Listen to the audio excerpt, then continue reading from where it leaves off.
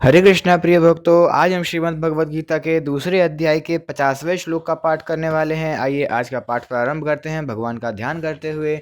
भगवान का ध्यान हम इन मंत्रों के द्वारा करेंगे। ओम श्री परमात्मने नमः। ओम पूर्णमदः पूर्णमिदं पूर्णात् पूर्णमुदच्यते पूर्णस्य पूर्णमादाय पूर्णमेवावशिष्यते। श्रीमद्भगवद्गीता गजाननं भूतगणाधिसेवितं कपितजम्बूफलचारुभक्षणम् उमासुतं शोकविनाशकारकं नमामि विघ्नेश्वरपादकपङ्कजं। ध्यानाभ्यासवशीकृतेन मनसा तन्निर्गुणं निष्क्रियं ज्योतिः किञ्चन योगिनो यदि परं पश्यन्ति पश्यन्तु ते।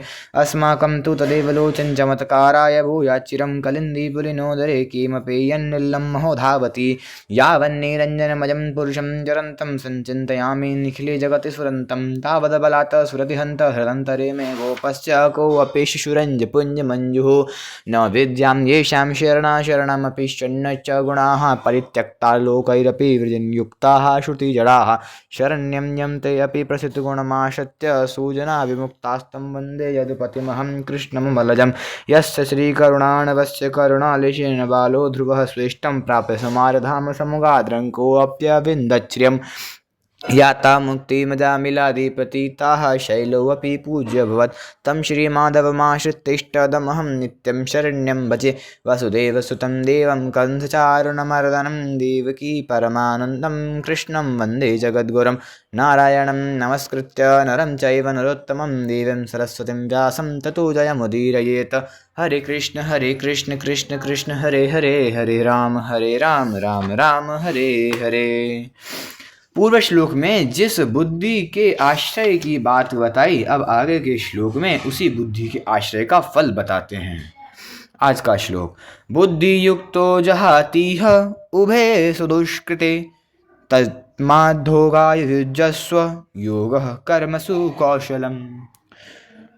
बुद्धि युक्त, बुद्धि समता से युक्त मनुष्य, इह यहाँ जीवित अवस्था में ही, सुदुष्कृते पुण्य और पाप उभे दोनों का, जहाती त्याग कर देता है, तस्मात् अतः तु योगाय योग समता में, युजस्व लग जा क्योंकि, कर्मसु कर्मों में, योग ही कौशलम कुशलता है।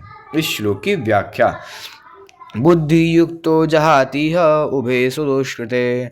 समता युक्त मनुष्य जीवित अवस्था में ही पुण्य पाप का त्याग कर देता है, अर्थात उसको पुण्य पाप नहीं लगते, वह उनसे रहित हो जाता है। जैसे संसार में पुण्य पाप होते ही रहते हैं, पर सर्वव्यापी परमात्मा को वे पुण्य पाप नहीं लगते, ऐसे ही जो समता में निरंतर स्थित रहता है उसको पुण्य पाप नहीं लगते।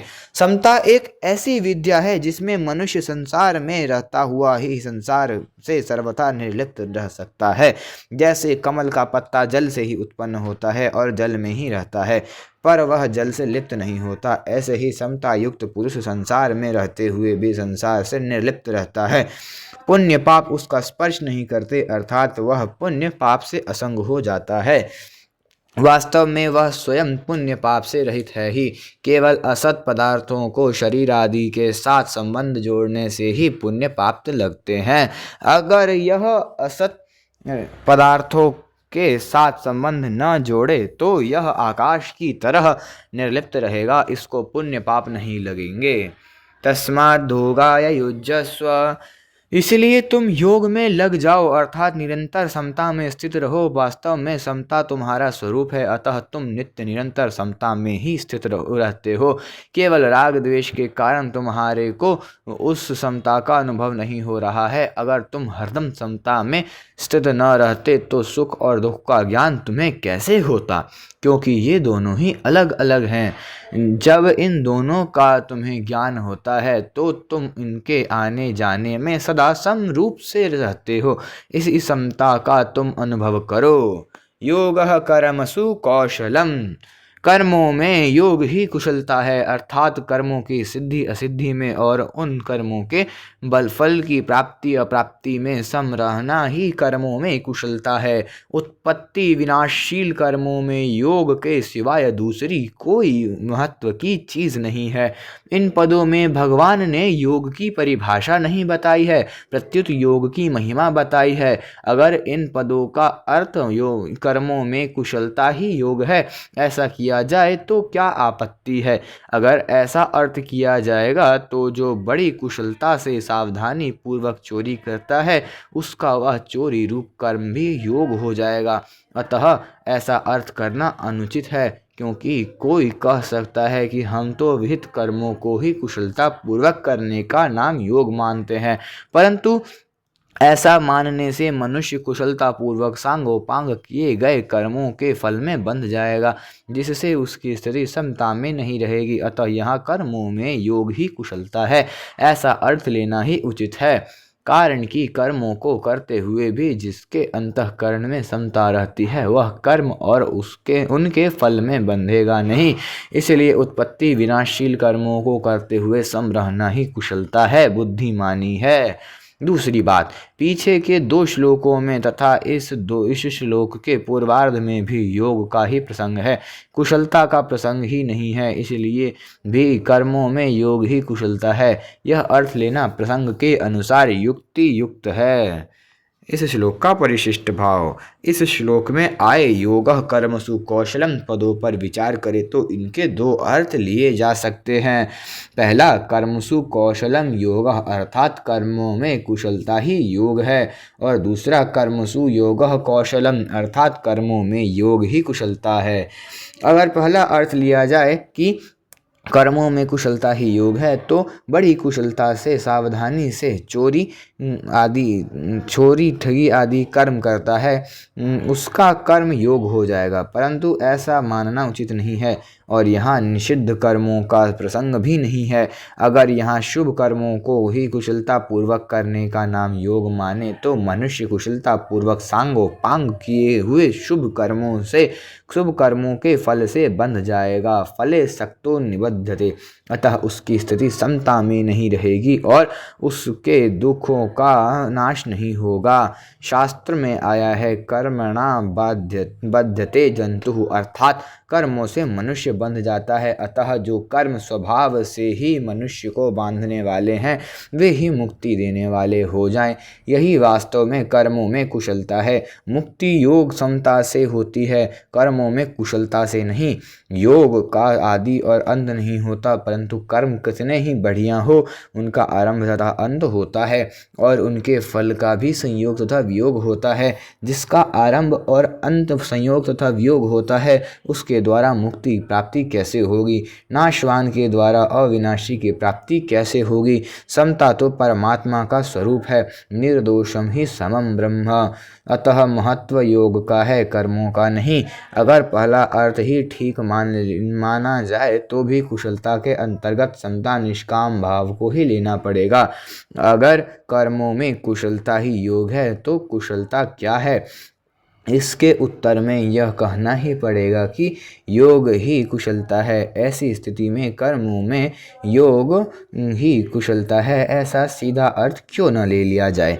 जब योगः कर्मसु कौशलम पदों में योग शब्द आया ही है तो फिर कुशलता का अर्थ योग लेने की जरूरत ही नहीं है। अगर प्रकरण पर विचार करें तो योग का ही प्रकरण चल रहा है, कर्मों की कुशलता का नहीं। भगवान समत्वम योग उच्चते कहकर योग की परिभाषा भी बता चुके हैं। अतः इस प्रकरण में योग ही विधेय है, कर्मों में कुशलता विधेय नहीं है। योग ही कर्मों में कुशलता है, अर्थात कर्मों को करते हुए हृदय में समता रहे, राग द्वेष न रहे, यही कर्मों में कुशलता है। इसलिए योग कर्म सुकौशलम यह कहने की परिभाषा नहीं है, प्रत्युत योग की महिमा है। इसी 50वें श्लोक में श्लोक के पूर्वार्ध में भगवान ने कहा है कि समता से युक्त मनुष्य पुण्य और पाप दोनों से रहित हो जाता है। अगर मनुष्य पुण्य और पाप दोनों से रहित हो जाए तो फिर कौन सा कर्म कुशलता से किया जाएगा? अतः पुण्य और पाप से रहित होने का यह अर्थ नहीं है कि वह कोई भी क्रिया नहीं कर सकता, क्योंकि कोई भी मनुष्य किसी भी अवस्था में क्षण मात्र भी कर्म किए बिना नहीं रह सकता। अतः यहाँ पुण्य और पाप दोनों से रहित होने का अर्थ है उनके फल से रहित, अर्थात मुक्त होना। आगे इन 51वें श्लोक में भी भगवान ने फलम त्यक्त्वा पदों से फल के त्याग की बात कही है। गीता में कुशल पद का प्रयोग 18वें अध्याय के 10वें श्लोक में भी हुआ है। वहाँ अकुशल कर्म के अंतर्गत सकाम भाव से किए जाने वाले और शास्त्र निषिद्ध कर्म आए हैं तथा कुशल कर्म के अंतर्गत निष्काम भाव से किए जाने वाले शास्त्रविहित कर्म आए हैं। अकुशल और कुशल कर्मों का तो आदि अंत होता है, पर योग का आदि अंत नहीं होता। बांधने वाले राग द्वेष हैं, कुशल अकुशल कर्म है नहीं।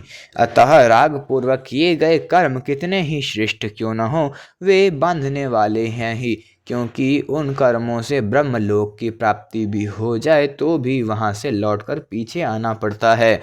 इसलिए जो मनुष्य अकुशल कर्म का त्याग द्वेष पूर्वक नहीं करता और कुशल कर्म का आचरण राग पूर्वक नहीं करता, वही वास्तव में त्यागी, बुद्धिमान, संदेह रहित और अपने स्वरूप में स्थित है। उपयुक्त विवेचन से सिद्ध हुआ कि योगः कर्मसु कौशलम, पदों का अर्थ कर्मों में योग ही कुशलता है, ऐसा ही मानना चाहिए। भगवान भी योग में स्थित होकर कर्म करने की आज्ञा देते हैं। योगस्थः कुरु कर्माणि, तात्पर्य है कि कर्मों का महत्व नहीं है, प्रत्युत योग अर्थात समता का ही महत्व है। अतः कर्मों में योग ही कुशलता है। आज का यह श्लोक संपूर्ण हुआ। अगला श्लोक। अब पीछे के श्लोक को पुष्ट करने के लिए भगवान आगे के श्लोक में उदाहरण देते हैं। कर्मजं बुद्धियुक्ता हि फलं त्यक्त्वा मनीषिणः जन्म बंधन विनिर्मुक्तः पदं गच्छन्त नामयम्। हरे कृष्णा, हरि बोल। अगर आप सभी को वीडियो पसंद आए तो वीडियो को लाइक करिएगा और चैनल को अवश्य से सब्सक्राइब करिएगा। हरे कृष्णा, हरि बोल।